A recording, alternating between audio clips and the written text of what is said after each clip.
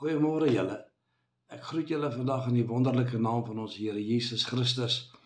En ek is bly dat ek met julle die volgende boodskap kan bring rondom die gedagte van wat ek en jy moet weet op ons pad hemel toe. En 'n bemoedigende woord. Ons leef in 'n tyd waar mense hopeloos geword het. En ek sien dit oralste om my heen en dat mense het moed verloor en selfs baie Christene het hopeloos begine word. En die stryd is groot. Ons leef aan die einde van die dag en die pad hemel toe is nie altyd maklik nie. Maar kom ek vir u versterk met wat die woord van die Here vir ons leer. Die skrifgedeelte wat ek vandag wil neem, vind ons in Romeine 8 vers 28 tot 30. Ek het verlede week met u gepraat oor hoe sterk is God se greep op my lewe. En ons het gesien dat die Here hou vir jou vas en niemand kan jou ooit uit sy hand uitruk nie. Dit is die belofte wat hy gee in Johannes 10 vers 28 en 29 en dat die Vader jou ook in sy hand vashou en niemand kan jou uit God ons Vader se hand uitruk nie. So vandag wil ek verder gaan en ek lees vir ons hierdie woord uit Romeine 8 vers 28 tot 30. Kom ek lees vir u. Hy sê en ons weet dat vir hulle wat God liefhet, alles ten goeie meewerk. Vir hulle wat na sy voorneme geroep is. God het tog nooit sy woord verander nie. Jakobus sê in Jakobus 1 vers 17 dat by God is daar nie 'n skaduwee van omkering nie. God besluit nie vandag een ding en na verloop van tyd dan besluit hy nee, hoor hy het 'n fout gemaak en hy kan ons nie red nie, hy het 'n fout gemaak, hy gaan nou 'n ander besluit neem rondom ons ewige saligheid. Die Bybel sê voor die grondlegging van die wêreld het God hierdie besluite geneem vir ons die ewige saligheid te kan gee. En die Bybel sê ook dat God het sy woord gesê dat die hemel en die aarde sal verbygaan, maar sy woord sal bly tot in alle ewigheid. Sy woord sal nooit vergaan, nooit verander nie. Dis die versekering wat ons het. As God iets gesê het, het hy dit gesê. In Numeri lees ons dat die Bybel sê God is not a man that he can lie. God kan nie lieg nie. Wat hy vir ons gesê het hy gesê en sy woord is altyd die waarheid. En die omvang van hierdie versekering is dat die plan, die einduitslag, die uiteindelike doel en die plan van God is dat alles vir ons ten goeie gaan meewerk. En dit beteken dat dit is dat ons veilig in sy teenwoordigheid in die hemel sal kom. God se waarborg aan ons. Romeine 8 vers 31 het ek laasweek vir u gelees. Hoor wat sê hy? As God vir ons is, wie kan teen ons wees? Hy wat selfs sy eie seun nie gespaar het nie, maar hom vir ons almal oorgegee het, hoe sal hy nie ook saam met hom ons ook alles genadiglik skenk nie?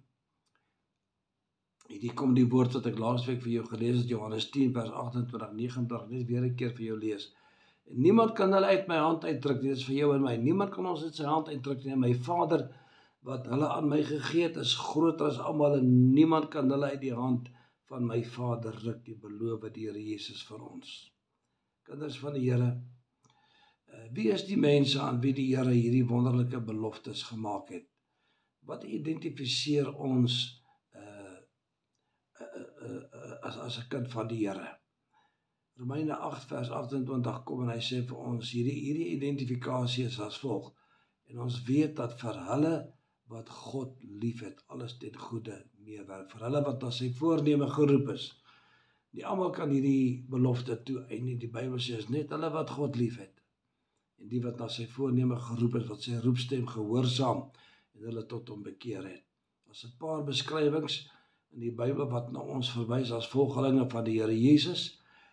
Ons word genoem Christene, ons word genoem kinders van God, ons word genoem gelowiges, ons word genoem aanbidders, ons word genoem heiliges, met die gedagte heilige beteken jy het 'n besluit geneem, jy het 'n volgeling van Jesus geword, jy het jou afgesonder om die Here Jesus te volg en hom te dien, en ons word genoem verlosters, maar dis die ene plek in die Bybel waar hierna verwys word wat ons genoem word, hulle wat God liefhet, wat deur hom geroep is. Hoor wat sê 1 Petrus 1 vers 7 tot 9. Hierdie woord, praat hy van die toetse wat ons pad langs kom. Hy sê geloof wat deur vuur gelouter word, dat ons geloof bevind mag word tot lof en eer en heerlikheid by die openbaring van Jesus Christus, vir wie julle al het julle hom nie gesien nie, tog lief het. Al het julle hom nie gesien nie, jy het God nog nie gesien nie, maar jy het hom lief. En tog, al sien julle hom nie, glo julle, verbly julle in hom met 'n onuitspreeklike en 'n heerlike blydskap, en dan die einddoel van julle geloof, die saligheid van julle siele te verkry. Vir ons wat glo, is hy kosbaar. Vir ons wat glo, al het ons God nog nooit gesien nie, ons weet hy is. Ek sê altyd baie keer, ons het iets beter as geloof, ons glo nie net meer nie. Ons weet dat ons weet dat ons weet, God is 'n realiteit, en God is 'n werklikheid, en hy is die een wat vir ons lief het. Paulus het boonbehalwe sy ervaring op die pad Damaskus toe, het Paulus die Here baie lief gekry. Daai Damaskus ervaring het Paulus so 'n geweldige betekenis in sy lewe gewees, dat hy 'n groot instrument in die hand van die Here was. Hy het God baie lief gehad. Maar hy het 'n ervaring gehad in Handelinge 14, wat hom nog meer vir God laat lief word het. Handelinge 14 sien ons, is hy besig om die evangelie in Lystra te verkondig, en terwyl hy die evangelie daar verkondig, word daar's daar 'n opstandigheid en 'n oproer wat in die dorp plaasvind, en hulle kom en hulle stenig vir Paulus oor die woord wat hy vir hulle bring. En hulle neem hom en hulle werp hom buitekant die stad neer, buitekant die poort van die stad. Nou glo vir my, as die Jode jou stenig, dis hulle manier van teregstelling. Dan doen hulle dit behoorlik, hoor. Handelinge 7 lees ons, hulle het vir Stefanus gestenig, en hy het gesterf, en hulle kom hier stenig hulle vir Paulus, en hulle gooi hom buitekant die poort van die stad as dood neer. En die Bybel sê, toe kom die disippels uit, en hulle kom staan in 'n kring om Paulus, en hier gebeur 'n magtige wonderwerk. Onmiddellik staan Paulus op, nadat hulle hom gestenig het, staan hy op. Hy het geen teken van gebreekte bene as gevolg van die stene wat hom getref het nie, en nie eens plekke. Hy staan toe onmiddellik op, en die Bybel sê, hy lyk so sterk en goed, dat die volgende dag het hy met Barnabas verder gaan reis. Maar Paulus skryf na sy eie getuienis wat daai dag met hom gebeur het, in 2 Korintiërs 12, vers 1 tot 4, gelees dit in jou Bybel, 2 Korintiërs 12, vers 1 tot 4. Paulus beskryf dat hy weggeruk is. Hy sê, hy weet van iemand 14 jaar terug. Hy sê wat in die vlees of in die gees was, weet hy nie, maar hy weet een ding. Hy was weggeruk tot in die derde hemel, waar die paradys van God nou is. Dit is 'n belangrike openbaring. Want voor die kruisiging van Jesus was die paradys in die onderste dele van die aarde, in die doderyk. Maar nou kom Paulus en hy sê toe hy weggeruk is in die hemel. Hy sê die paradys is nou in die teenwoordigheid van God. Dis 'n amazing openbaring. Jesus is met sy opstanding het hy die paradys uit die onderste dele van die aarde weggevat. Hy het dit saam met hom gevat hemel toe. En nou is jy in die teenwoordigheid van God. Ons gelowiges en ons geliefdes wat vooruit gegaan het, hulle is nou in die teenwoordigheid van God in die hemel. Wanneer jy as 'n Christen vandag sterf, na die kruisiging van Jesus, jy vandag sterf, van die engele jou onmiddellik hemel toe, in die onmiddellike teenwoordigheid van God. En Paulus, toe hy daar in die hemel was, nou glo my, as daar iemand is wat vir jou die hemel kan beskryf, is dit Paulus. Hy het die woordeskat gehad. En die Here sê, Paulus is vir hom 'n uitverkore werktuig gewees. Paulus was opgelei in die beste universiteite van daardie deel van die wêreld, in die Universiteit van Gamaliel, is hy opgevoed uit 'n woord. Jy kan lees maar sy sendbriewe, dan kan jy sien hoe briljant was hierdie man gewees, dat God hom die openbaring kon gee, van sy wil en van die hemel en van die ewigheid en van die saligheid. En Paulus, ongeag hierdie briljantheid van hom, die naaste beskrywing wat hy vir ons van die hemel kon gee, is in 1 Korintiërs 2 vers 9. Hier beskryf hy dit. Hy sê wat die oog nie gesien, en die oor nie gehoor, en in die hart van die mens nie opgekom het nie. Dis die dinge wat God berei het vir die wat hom liefhet, vir die wat hom liefhet, vir die wat hom liefhet. Die Bybel sê ons as kinders van die Here is mense wat God liefhet. En ons gaan eendag in hierdie wonderlike hemel van God wees. 1 Korintiërs 8 vers 3 lees ons, maar as iemand God nie liefhet nie, die behoort nie aan hom nie. Jakobus kom en hy skryf in Jakobus 1 vers 12. Hy sê, salig is die wat die versoeking verdra, want as hy die toets deurstaan, sal hy die kroon van die lewe ontvang, wat die Here beloof het vir die wat hom liefhet. Iemand wat in 'n versoeking kom, Die liefde wat jy vir God het, dryf jou om aan te gaan. Jy raak nie, jy gooi nie handdoek in nie. Jy gaan sit nie langs die pad, jy raak moedeloos nie. Jy verstaan nie altyd wat met jou gebeur nie, maar jy volhard saam met die Here. Jy het die Here lief met jou hele hart. Jakobus 2 vers 19 sê die duiwel glo ook in God, maar maak hom nie 'n kind van die Here nie. Dus daar's nie die tipe glo wat die Here van praat nie. Die wat aan hom glo, gaan hom lief hê, die wat hom waarlik aan hom glo. Baie mense glo vandag in die kennis van, hulle weet van God, hulle weet hy bestaan, maar hulle dien hom nie. Hulle ken hom nie. Dis nie hulle nie. Die wat God lief het, is die mense wat hom aangeneem het, wat Jesus aangeneem het, as hulle saligmaker wat vir hom lewe elke dag. Die Bybel sê, dit is die mense wat God lief het, en God weet wie hulle is wat hom lief het. Prys die naam van die Here. Efesiërs 6 vers 24. Die genade sy met almal wat ons Here Jesus Christus in onverganklikheid lief het. Dis 'n onverganklike liefde wat ons in ons hart het vir God. Filippense 1 vers 9 sê, en dit bid ek, dat julle liefde nog meer oorvloedig mag word in kennis en alle ervaring. Nou dit is so. Ons voel dat ons het God baie lief, maar ons wil hom nog meer lief hê. En ons streef daarna om ons liefde aan hom te vervolmaak. Nou hoor hoe beskryf die psalmdigter die hartsbegeerte van 'n Christen. Psalm 42 vers 2.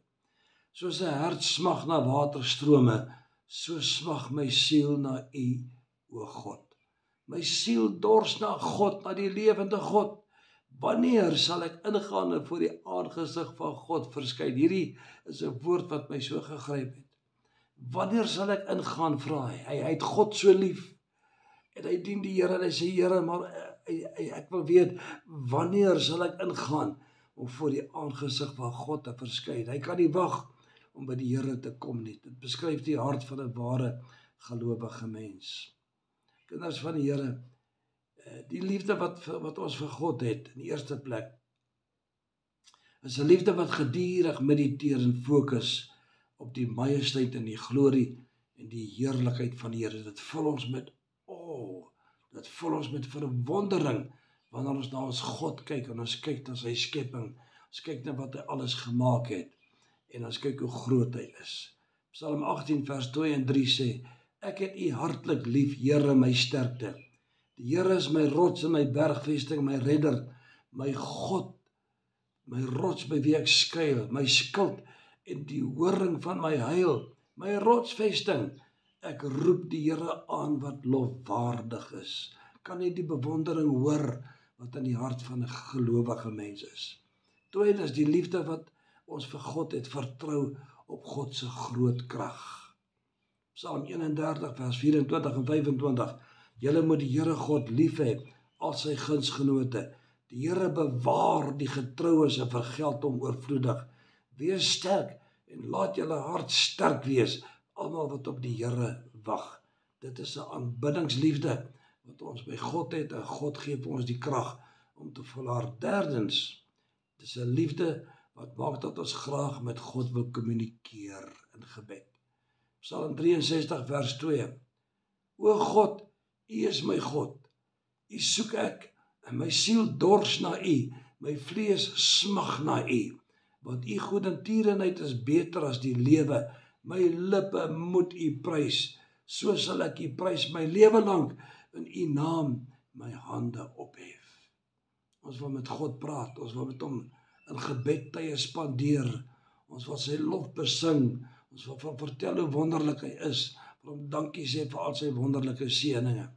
Vierdens, hierdie liefde wat ons vir ons God het, bring 'n groot vrede in ons lewe. Eenvoudig, Psalm 119 vers 165, die wat U liefhet, het groot vrede. Angstigheid verdwyn wanneer jy voor die troon van die Here in gebed is. Dis waar jy vrede vind. Die wêreld kan nie vir jou vrede gee nie. By God alleen kan jy vrede vind in die wonderlike tye wat jy voor sy aangesig kom in gebed. Vyfdens, hierdie liefde vir ons God maak dat ons sensitief is vir God se eer. Ja, ons kry seer. Dit krap ons die binnekant om wanneer ons hoor mense gebruik die Here se naam ydelik en hulle laster en hulle gebruik God se naam as 'n vloekwoord Die Here waarsku in sy woord in Eksodus 20 vers 7, jy mag die naam van die Here jou God nie ydelik gebruik nie, want die Here sal die een wat sy naam ydelik gebruik, nie ongestraf laat bly nie. Kinders van die Here, dit is so, wanneer jy God lief het, dan kry jy seer, wanneer mense buitekant die Here se naam ydelik gebruik, en sy naam gebruik om hulle self te laat geld in hulle gesprekke, en so aan. Maar vir ons wat die Here lief het, ons koester daardie naam, ons maak seker dat ons die naam eer en die Here lief het en hom aanbid. Hierdie liefde maak dat ons lief is vir God se woord, so eenvoudig. Psalm 119 vers 97, hoe lief het ek u wet, dit is my bepeinsing die hele dag. Psalm 119 vers 72, die wet van u mond is vir my beter as 1000 stukke goud en silwer. Psalm 119 vers 103, hoe soet is uw beloftes vir my, vir hemelte, meer as heuning vir my mond.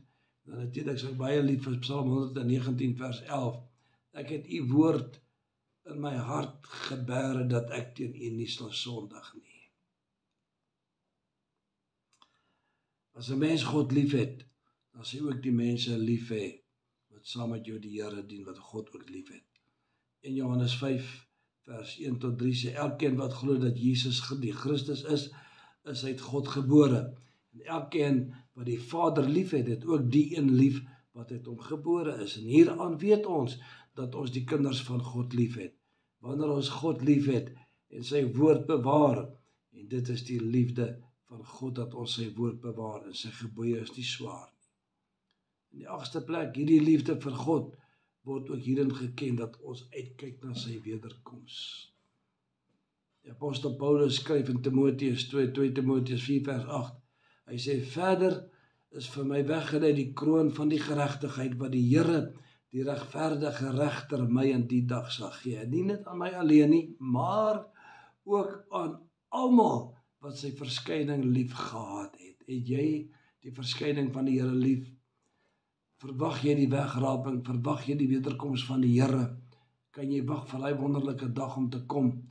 Dit is die liefde van God wat maak dat jy dit so doen. Wat van die mense aan die buitekant wat God nie dien nie? Wil hulle nie ook na die Here toe kom om die ewige lewe te kan kry nie? Of stel die Here nie in hulle belang nie? Nee, 2 Petrus 3 vers 9 sê, maar die Here is lankmoedig oor ons en wil nie hê dat sommige moet vergaan nie, maar dat almal, en as God sê almal, bedoel hy almal tot 'n bekering moet kom. Hierdie uitnodiging na God se liefde word Sondag vir Sondag van die kerke of van die kansels af verkondig. Dit word verkondig deur gelowiges se rein lewe wat hulle lewe in hulle werksplekke, getuienisse wat uitgaan, pragtige sang en musiek wat uitgaan. Op vir soveel maniere gaan die uitnodiging van God na die mense toe aan buitekant, dat hulle moet na hom toe kom en hulle moet hulle lewe vir hom gee. Moet jy sien, God se hart, kom ek vir jou sê, maar hoe lyk God se hart? God het een boodskap vir die ganse mensdom gegee. En ek dink dis hoe dit mooi opgesom word in Deuteronomium, die 30ste hoofstuk vers 19 en 20. Die Here praat met alle mense op die aarde. En hy sê, hy roep die hemel en die aarde as getuie met wat hy gaan sê. En dit is, ek lees vir jou, Deuteronomium 30 vers 19 en 20. Hy sê, ek neem vandag die hemel en die aarde as getuies teen julle. Hy sê, die lewe en die dood, die seën en die vloek het ek jou voorgehou. Kies dan die lewe, dat jy kan lewe, jy en jou nageslag, deur die Here jou God lief te hê, na sy stem te luister en hom aan te hang, want dit is jou lewe. Jy sien, God het ons gemaak na sy beeld en sy gelykenis. God is sy eie willende wese en hy het vir elke mens op die aarde sy eie wil gegee. Sê, ek en jy moet self besluit of ons God se uitnodiging gaan aanvaar of nie. Maar die Here kom en hy sê, ek gee vir jou raad.